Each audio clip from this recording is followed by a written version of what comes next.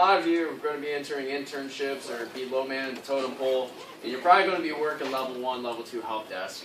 Unfortunately, a lot of people you work with are a-holes, and there's not much you can really do about that except hack their computer in ways they'll never understand. So, first of all, I'm going to show you, I'm going to go over 3 things today. Well, a 4th thing I mentioned, you can make Linux boot off of a CD, which is hilarious. We've done it. Makes designers flip out because they think they're all big and important because they design car seats or whatever. But you can make it boot off a CD by going into the BIOS, make it boot off of the CD, put a Linux CD in there. Great times. Alright, so first things first. One thing that we encountered I work at First one thing we encountered is Firefox and Google I hate them because they created a browser that's a light form, which bypasses all the security measures that we put in. There's no way for us to block that. Now, we have homegrown programs, the Magellan, Galileo, that require you run on IE. If you run on Firefox, you're going to run into errors, and then they submit tickets saying that their program isn't working, and they're yelling at us when it's their own fault because they installed Chrome and Firefox. So we came up with a little thing of our own. We went and we found out any computer that had Firefox and Chrome installed on it, and we created a shortcut on their desktop.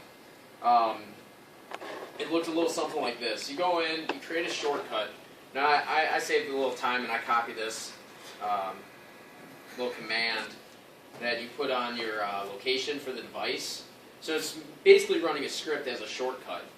And I'm creating an error message. When you open this up, it'll create an error message and it'll shut your computer down. You can add little error messages with it, but it'll basically look like this. So I've got it named Firefox. You edit the properties of the icon so it looks like the Firefox icon. For all intents and purposes, it looks like Firefox. I don't have the icon saved, but to do that, you would go and change icon, browse, and then wherever you have the file saved. But I'll just make it look like a folder, okay? So when you click this little icon, it looks just like a Firefox boot up. You get this error message. And my computer's going to shut down in 5 minutes. You can put whatever message you want up on there. But so that's one thing you can do. And then they're like, oh, my computer crashed. Why did it crash? Well, I opened up Firefox. Well, you're not allowed to have Firefox. Oh, they stopped using Firefox. So real quick, I'm going to also show you how you can change the keyboard settings to Dvorak, which really gets on people's nerves because when they can't type anything. So you go into Regional Language and Options in Control Panel. You go over to your languages. Click your Details button. Now you got to add the Dvorak language to this. So you click Add, select your input, and then you just find Dvorak. It's an alternative keyboard, and right there it's added onto there. So let's set that as our main keyboard.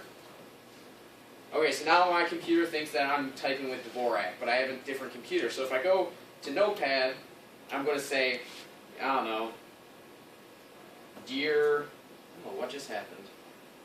Sorry, it didn't take. You're supposed to pick one for left hand? I don't know, let's try that one. I just had it working a second ago.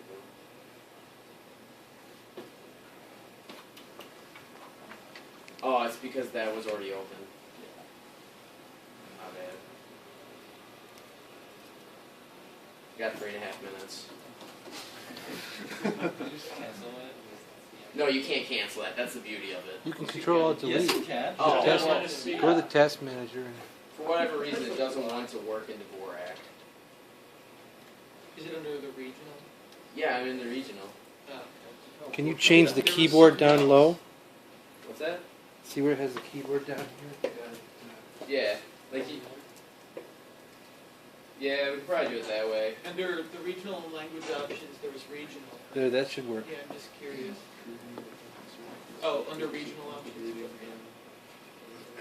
get it? It doesn't want to work, Oh. but it was working earlier. But you can do it that way, and that really gets on people's nerves. And then, of course, there's the classic, hiding all their icons, doing a picture of it. So you create a print screen. Oh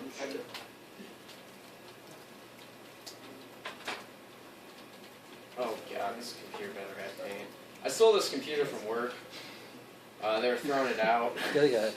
See, the beauty of it is with this thing, it really shows up great with the error code. If you do it on 7, it's just this minor little thing. You have to enable ULA or whatever it's called. Disable you all? Yeah, that thing. Alright, so you save the background, put it on, throw it on the desktop, whatever you want to do. Has everyone done this before? Please tell me you've done this. I've done before, yeah. I've done this before. Alright. But, there's a good way and a bad way to do it. The bad way is deleting all the icons, because then you're just a jerk. Alright, so here I got the desktop set. I'm going to go ahead and delete that. But, if you don't want to be so much of a jerk, you right-click all these, and you hide them. Which it's different in XP. It's because you highlighted Internet Explorer. Did I? Good call. There it is. Alright, so now they're hidden. That one's not. Just do that one. Why are these hidden? My folder options are probably... You got a minute last. You're screwed. I'm not screwed.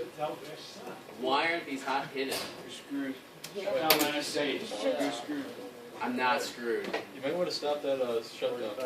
Yeah. No. Command prompt, shut down my That one. Alright, well, this computer does not want to work. It shows that they're hidden, but they're supposed to be hidden.